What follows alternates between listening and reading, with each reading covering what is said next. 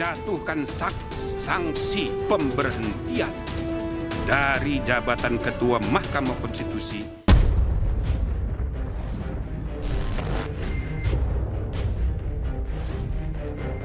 sebenarnya cacat secara proses politik. Nah, bahayanya bagi demokrasi adalah pertama, kita akan mendapatkan pemimpin-pemimpin yang sebenarnya tidak punya kapasitas politik untuk memimpin.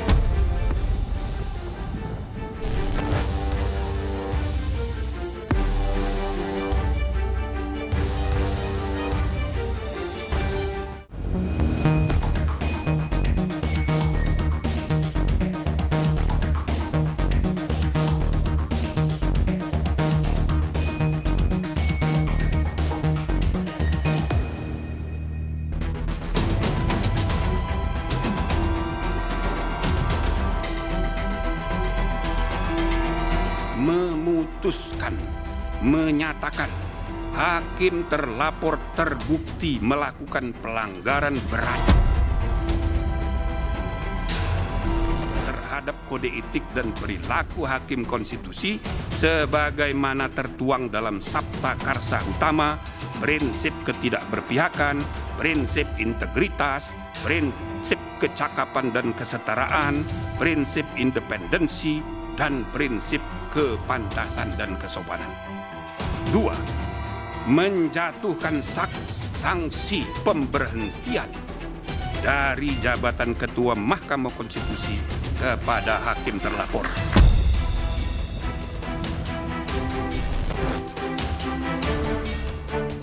Majelis Kehormatan Mahkamah Konstitusi memberhentikan Paman Gibran, Anwar Usman, sebagai Ketua Mahkamah Konstitusi. Putusan pemecatan sebagai Ketua Mahkamah Konstitusi tersebut dibacakan langsung oleh Ketua Majelis Kehormatan Mahkamah Konstitusi Jimli Asyidiki di Gedung Mahkamah Konstitusi Jakarta Selasa 7 November lalu. Anwar Usman terbukti melakukan pelanggaran berat terhadap kode etik atas uji materi perkara nomor 90 tentang syarat pencalonan Capres-Cawapres pernah menjabat sebagai kepala daerah meskipun usianya belum 40 tahun. Selain itu, dalam putusan tersebut, Ketua Majelis Kehormatan Mahkamah Konstitusi memutus Anwar tidak memiliki hak untuk mencalonkan diri kembali sebagai pimpinan Mahkamah Konstitusi sampai masa jabatannya sebagai Hakim Konstitusi berakhir. Hakim terlapor tidak berhak untuk mencalonkan diri atau dicalonkan sebagai pimpinan Mahkamah Konstitusi sampai masa jabatan hakim terlapor sebagai Hakim Konstitusi berakhir. Hakim terlapor tidak diperkenankan terlibat atau melibatkan diri dalam pemeriksaan dan pengambilan keputusan dalam perkara perselisihan hasil pemilihan presiden dan wakil presiden, pemilihan anggota DPR, DPD, dan DPRD, serta pemilihan gubernur, bupati, dan wali kota yang memiliki potensi timbulnya benturan kepentingan. Sementara itu, salah satu anggota Majelis Kehormatan Mahkamah Konstitusi, Bintan R. Saragih, memiliki pendapat berbeda atau dissenting opinion atas putusan pencopotan Anwar Usman dari jabatan Ketua Mahkamah Konstitusi. Bintan R. Saragih menilai sanksi yang tepat atas pelanggaran berat yang dilakukan oleh Paman Gibran tersebut harusnya pemberhentian secara tidak hormat dari Mahkamah Konstitusi. Dasar saya memberikan pendapat berbeda yang yaitu pemberhentian tidak dengan hormat kepada hakim terlapor sebagai Hakim Konstitusi in caso Anwar Usman karena hakim terlapor terbukti melakukan pelanggaran berat seperti disebutkan tadi. Sanksi terhadap pelanggaran berat hanya pemberhentian tidak dengan hormat. Dan tidak ada sanksi lain sebagaimana diatur dalam pasal 41 huruf C dan pasal 47 Peraturan Mahkamah Konstitusi nomor 1 tahun 2003 tentang Majelis Kehormatan Mahkamah Konstitusi. Sehari usai diberhentikan sebagai Ketua Mahkamah Konstitusi oleh Majelis Kehormatan Mahkamah Konstitusi, Anwar Usman langsung memberikan respon. Meski telah dinyatakan melanggar kode etik berat dan dicopot jabatannya sebagai Ketua Mahkamah Konstitusi, namun Anwar Usman menyatakan tak akan mundur sebagai Hakim Mahkamah Konstitusi. Bahwa jabatan itu adalah milik Allah Subhanahu wa Ta'ala, Tuhan yang Maha Kuasa. Sehingga pemberhentian saya sebagai Ketua Mahkamah Konstitusi tidak sedikit pun membebani diri saya. Saya yakin dan percaya bahwa di balik semua ini, insya Allah ada hikmah besar yang akan menjadi karunia bagi saya dan keluarga besar.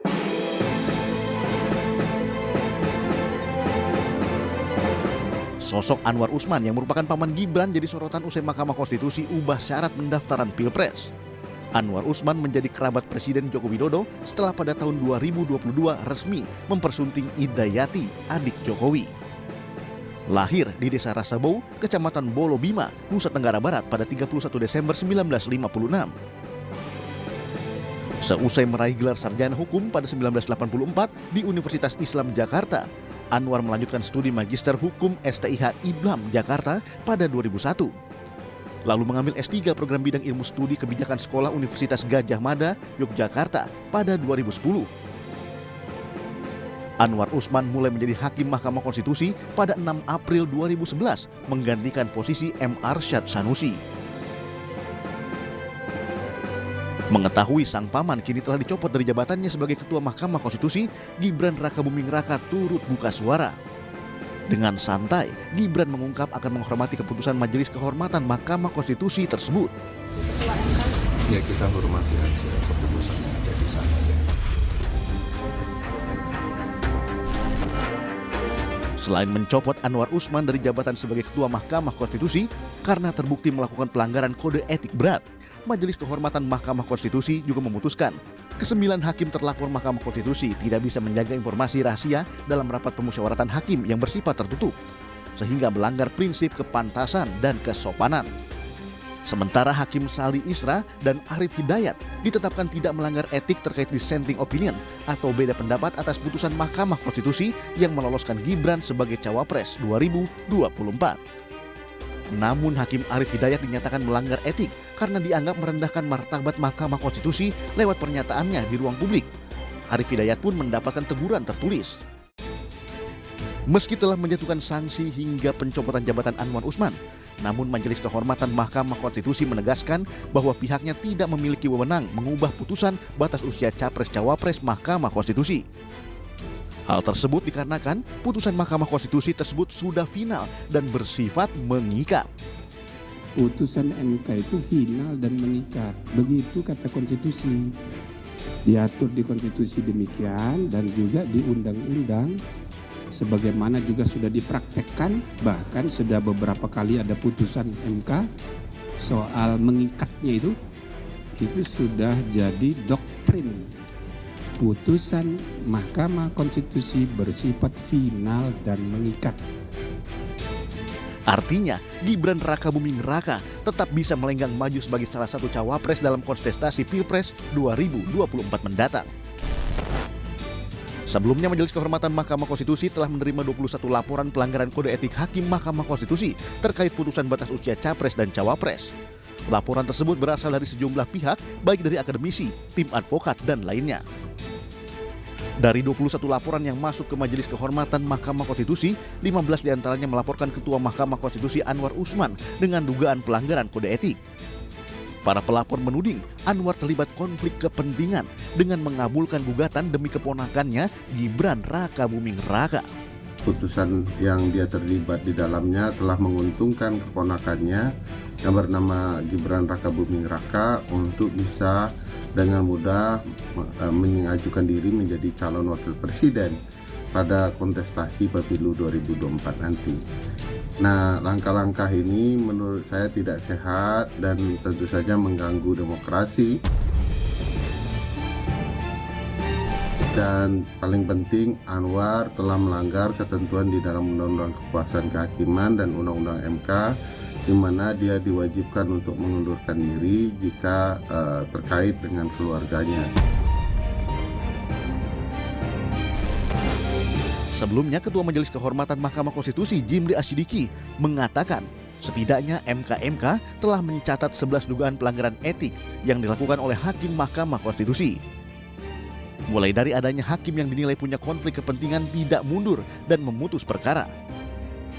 Adanya hakim yang membicarakan substansi berkaitan dengan materi perkara yang sedang diperiksa. Terkait dissenting opinion yang tidak substantif. Publik tahu terlalu banyak soal masalah internal Mahkamah Konstitusi. Diduga ada pihak yang membuka masalah tersebut kepada eksternal. Adanya dugaan pelanggaran prosedur, registrasi dan persidangan yang diduga atas perintah ketua hakim.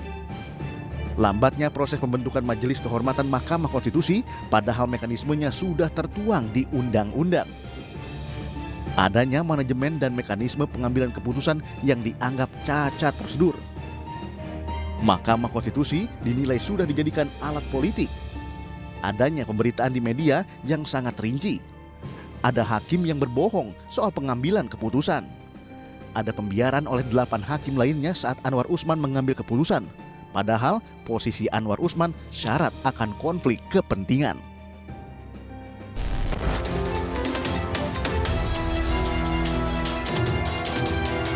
Putusan Mahkamah Konstitusi yang dinilai memuat unsur kepentingan politik keluarga menimbulkan banyak perlawanan dari masyarakat. Seperti apa kekecewaan masyarakat dan apa cerita di balik layar putusan Mahkamah Konstitusi?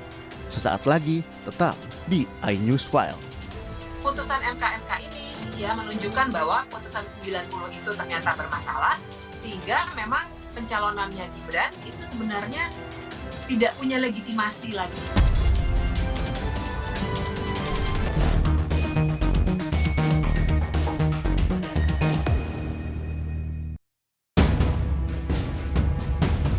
Ada politik dinasti, maka jangan kita biarkan kawan-kawan. Massa di sejumlah daerah menggelar aksi unjuk rasa menolak putusan Mahkamah Konstitusi terkait capres-cawapres yang memiliki pengalaman sebagai kepala daerah baik tingkat provinsi, kabupaten atau kota meski belum berusia 40 tahun. Ratusan massa yang tergabung dalam koalisi masyarakat sipil penjaga reformasi menggelar demo menolak dinasti politik di kawasan Patung Kuda, Jakarta Pusat.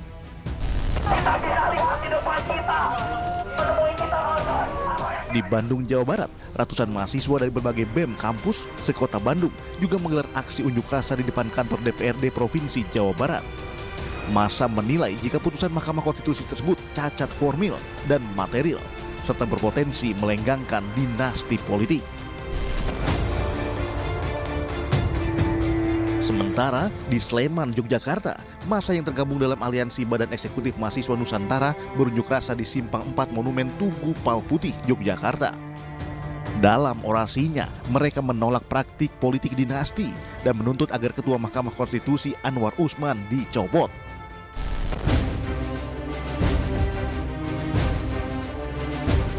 Sebelumnya pada Senin 16 Oktober 2023, Mahkamah Konstitusi mengabulkan permohonan uji material Pasal 169 huruf Q Undang-Undang Nomor 7 Tahun 2017 tentang pemilihan umum soal batas usia calon presiden dan calon wakil presiden.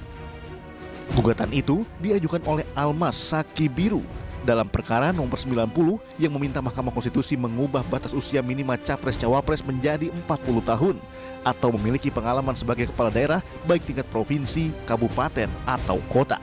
Amar putusan mengadili 1.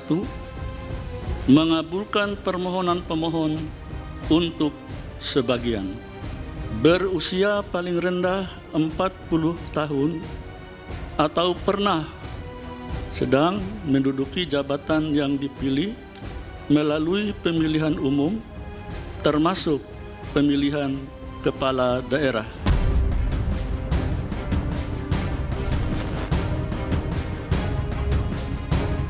Sebagai lembaga tinggi negara, Mahkamah Konstitusi dinilai telah melakukan praktik nepotisme melalui ketuanya Anwar Usman yang juga merupakan paman Gibran Rakabuming Raka.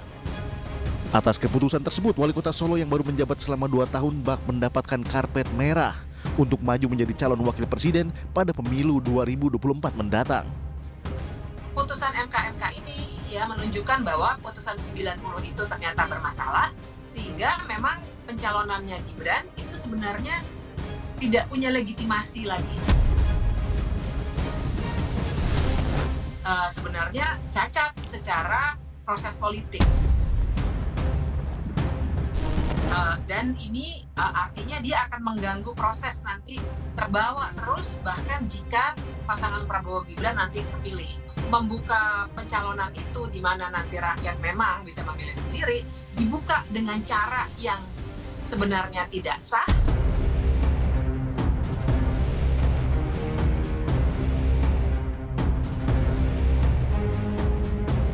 Sidang putusan perkara nomor 90 yang diketuai langsung oleh paman Gibran tersebut juga dihadiri 8 hakim konstitusi lainnya. Terdapat 5 hakim Mahkamah Konstitusi yang sepakat mengabulkan syarat pendaftaran capres-cawapres berusia minimal 40 tahun atau berpengalaman sebagai kepala daerah, yakni Anwar Usman, Daniel Yusmik, M. Guntur Hamzah, Manhan Sitompul, dan Eni Nurbaningsih. Sementara 4 hakim lainnya menyampaikan pendapat berbeda atau dissenting opinion, yaitu Saldi Isra, Arif Hidayat, Wahidudin Adab, dan Suhartoyo.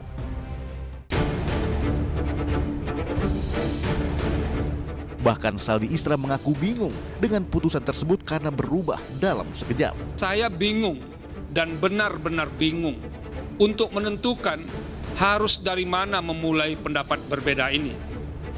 Sebab sejak menapakkan kaki sebagai hakim konstitusi di gedung mahkamah ini pada tanggal 11 April 2017 atau sekitar 6,5 tahun yang lalu, baru kali ini saya mengalami peristiwa aneh yang luar biasa dan dapat dikatakan jauh dari batas penalaran yang wajar. Mahkamah berubah pendirian dan sikapnya hanya dalam sekelebat.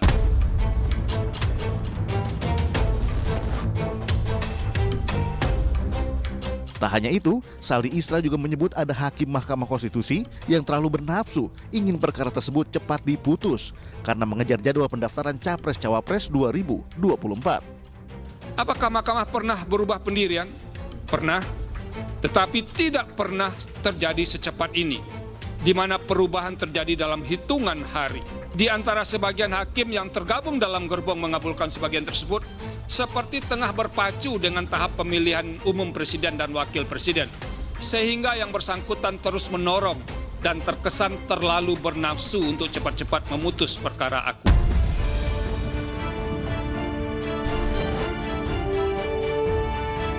Benarkah putusan paman Anwar Usman yang membuat Gibran bisa maju sebagai calon wakil presiden tersebut sebagai salah satu upaya meneruskan dinasti politik Jokowi? Selengkapnya hanya di iNews File sesaat lagi.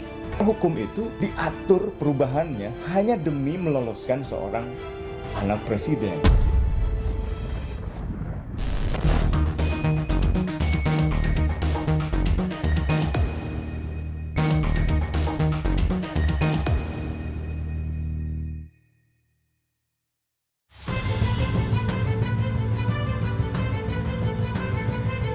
Resmi mendapat tiket emas dari sang paman, Gibran Rakabuming Raka yang juga wali kota Solo, maju mendaftarkan diri sebagai calon wakil presiden ke KPU dari Koalisi Indonesia Maju pada 25 Oktober lalu.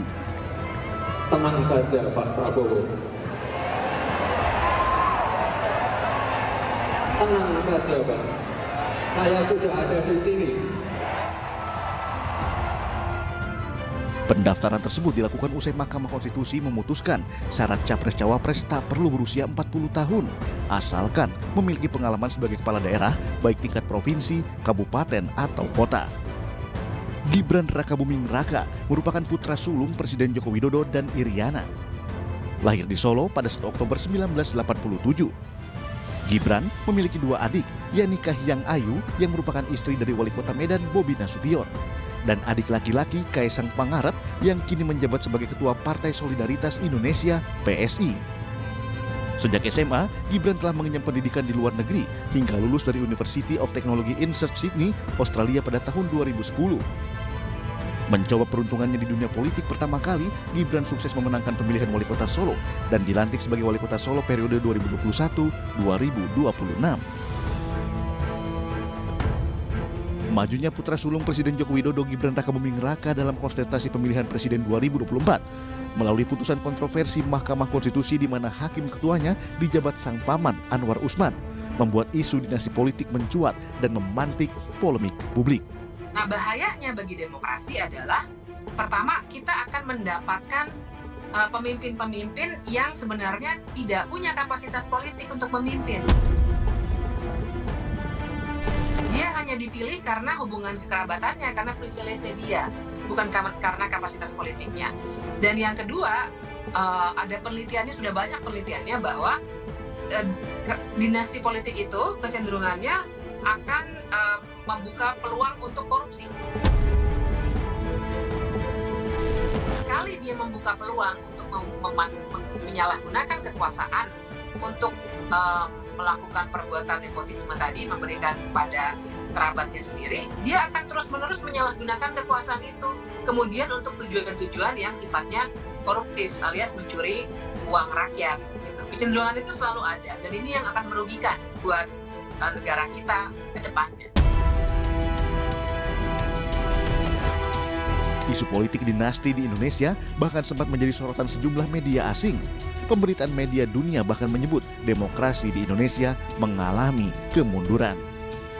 Amnesty International Indonesia menilai independensi Mahkamah Konstitusi mulai rusak setelah pernikahan Ketua Mahkamah Konstitusi Anwar Usman dengan Ida Yati yang merupakan adik Presiden Jokowi. Hukum itu diatur perubahannya hanya demi meloloskan seorang anak presiden. Gak mungkin itu terjadi tanpa ada pengaruh dari pencalonan atau niat presiden untuk mencalonkan anaknya yang tertua, yang pertama, untuk menjadi calon wakil presiden mendampingi calon presiden Prabowo Subianto. Sementara itu, Kamis 9 November 2023, Hakim Soehartoyo resmi dipilih menjadi Ketua Mahkamah Konstitusi, menggantikan Anwar Usman, usai diberhentikan oleh Majelis Kehormatan MK karena terbukti melanggar etik berat. Akhirnya, untuk menjadi Ketua Mahkamah Konstitusi ke depan adalah Bapak Dr. Soehartoyo. Dan saya tetap menjalankan tugas sebagai Wakil Ketua.